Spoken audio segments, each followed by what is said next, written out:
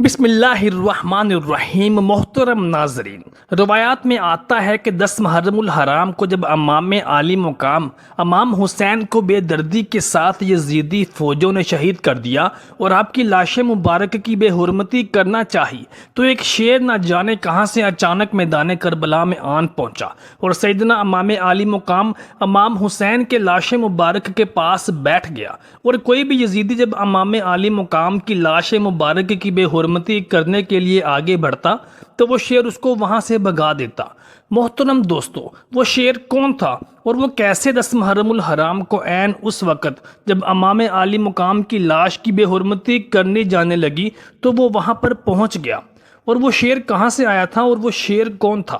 محترم ساتھیوں، اس شیر کا نام ابو الحارث تھا، اور یہ شیر امام عالی مقام امام حسین رضی اللہ تعالی عنہ نے خود بچپن میں اپنے ہاتھوں سے اس کو پالا تھا۔ ایک دفعہ مولا علی علیہ السلام خطبہ دے رہے تھے، اسی دوران لوگوں نے عرض کی، یا مولا کائنات، ایک شیر آپ کے دربار کی جانب بڑھ رہا ہے۔ امام علی علیہ السلام نے فرمایا کہ وہ شیر کسی کو کچھ نہ کہے گا، سب لوگ اپنی اپنی جگہ پر بیٹھے رہیں۔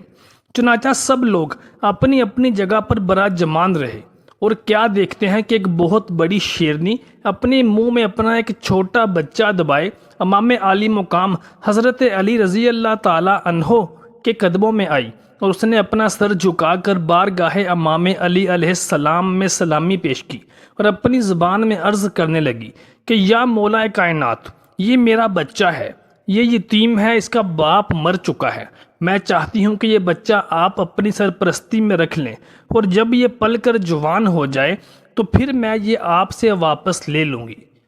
مولا کائنات حضرت علی رضی اللہ تعالی عنہ نے اس شیرنی سے کہا کہ تم بے فکر ہو کر چلی جاؤ، یہ علی کا تجھ سے وعدہ ہے کہ اسے کبھی بھی یتیمی کا احساس بھی نہ ہوگا۔ میں یہ بچہ اسے دوں گا جو یتیموں کی پرورش کر سکتا ہو۔ اس شیرنی نے کہا، یا مولا، وہ کون ہے جو حیوانوں کو بھی یتیمی کا احساس نہیں ہونے دے گا؟ تو مولا کائنات حضرت علی نے فرمایا کہ میرا فرزند، میرا شیر بیٹا حسین ہے، یتیموں کو اس نے کبھی بھی یتیمی کا احساس نہ ہونے دیا، اور یتیموں کی پرورش کرنا اس سے بہتر کوئی نہیں جانتا۔ پھر مولا علی علیہ السلام نے امام عالی مقام امام حسین رضی اللہ تعالی عنہ کو طلب فرمایا، اور مولا کائنات نے فرمایا کہ اے میرے بیٹے حسین، یہ شیر کے بچے کو تم لے جاؤ۔ امام حسین علیہ السلام نے اس چند دن کے شیر کے بچے کو اٹھایا، اس کے سر پر شفقت سے ہاتھ پھیرا اور فرمایا کہ آج سے اس کا نام ابو الحارث ہے۔ ابو الحارث کی بچپن سے ہی امام حسین علیہ السلام سے دوستی ہو گئی، اور ہر جگہ پر امام حسین علیہ السلام کے ساتھ رہتا۔ اس شیر کو امام عالی مقام امام حسین علیہ السلام نے انتہائی محبت اور عقیدت تھی۔ جب یہ شیر بڑا ہو گیا تو کچھ لوگ مولا علی علیہ السلام کے پاس آئے اور کہنے لگے، یا علی، اب یہ شیر بڑا ہو گیا ہے، ہمیں اس سے خوف آتا ہے کہ کہیں یہ ہمیں نقصان نہ پہنچا دے۔ مولا علی علیہ السلام گھر تشریف لائے اور امام عالی مقام امام حسین علیہ السلام سے کہنے لگے کہ بیٹا، میں نہیں کہہ رہا، لیکن عرب کے لوگ یہ کہہ رہے ہیں کہ ابو الحارث اب جوان ہو چکا ہے، اب ہمیں اس سے خطرہ ہے، بیٹا ابو الحارث کو آزاد کر دو۔ دوستو، یہ سننا تھا کہ امام حسین علیہ السلام کی آنکھوں میں آنسو آ گئے۔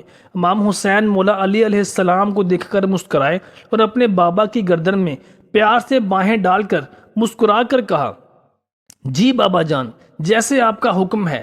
لیکن اس کے ساتھ ہی امام حسین علیہ السلام کتنے بڑے بڑے آنسو رخساروں پر آ گئے۔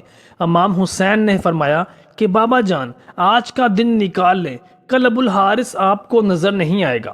امام علی علیہ السلام نے فرمایا کہ بیٹا حسین، آج کے دن کیا کرو گے؟ امام حسین علیہ السلام روئے اور فرمایا، بابا جان، دیکھیں باہر شام ہو گئی ہے، اور یہ وقت کسی کو گھر سے باہر نکالنے کا نہیں۔ مولا علی علیہ السلام نے امام حسین علیہ السلام کو گلے لگا لیا۔ اگلے صبح امام علی مقام امام حسین نے ابو الحارث شیر سے کہا کہ اب تیرا میرے ساتھ جدائی کا وقت آن پہنچا ہے۔ ابو الحارث نے پوچھا، یا امام، ایسی کیا وجہ ہے؟ تو امام علی مقام نے ابو الحارث کو ساری صورتحال سے آگاہ کیا۔ تو ابو الحارث شیر کہنے لگا کہ امام، آپ کا حکم سر آنکھوں پر، میں یہاں سے چلا جاتا ہوں، لیکن ایک شرط ہے کہ ایک دفعہ ایک ملاقات ضرور ہو۔ روایات کے اندر ہے کہ امام حسین علیہ السلام نے فرمایا کہ ایک تاریخ یاد رکھنا، 10 محرم الحرام 61 ہجری میدان کربلا کے ٹیلے کے پاس سے تمہیں ایک آواز آئے گی، بس اس آواز پر چلے آنا، مجھ سے ملاقات ہو جائے گی۔ ابو الحارث نے کہا، مولا آواز کون دے گا آپ؟ امام حسین نے فرمایا، نہیں ابو الحارث۔ کہا، آپ کے بھائی عباس؟ آپ نے فرمایا نہیں۔ تو پھر امام حسین علیہ السلام روئے اور فرمایا، میری 4 سال کی بیٹی سکینہ تمہیں آواز دے گی، یا پھر ہماری اماں فضا تمہیں آواز دیں گی۔ ناظرین کرام، آج بھی کربلا معلیٰ میں وہ مقام موجود ہے جہاں کھڑے ہو کر بی بی فضا علیہ السلام نے ابو الحارث شیر کو آواز دی تھی۔ امام علی مقام نے ابو الحارث سے کہا کہ تم نینوا کے قریب ایک جنگل میں چلے جاؤ، وہاں کا راجہ اور بادشاہ شیر مر چکا ہے، تم وہاں جا کر حکومت کرو اور وہاں جا کر بادشاہی کرو۔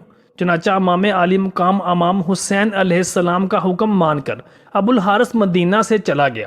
وہ عاشور کی شام تھی کہ جب امام حسین علیہ السلام شہید ہوئے تو امام کی شہادت کے بعد عمر بن سعد لائن کا حکم تھا کہ امام حسین علیہ السلام کی لاش مبارک پر گھوڑے دوڑا دیے جائیں اور لاش مبارک کو پامال کر دیا جائے۔ یہ آواز سن کر اہل حرم میں قیامت برپا ہو گئی۔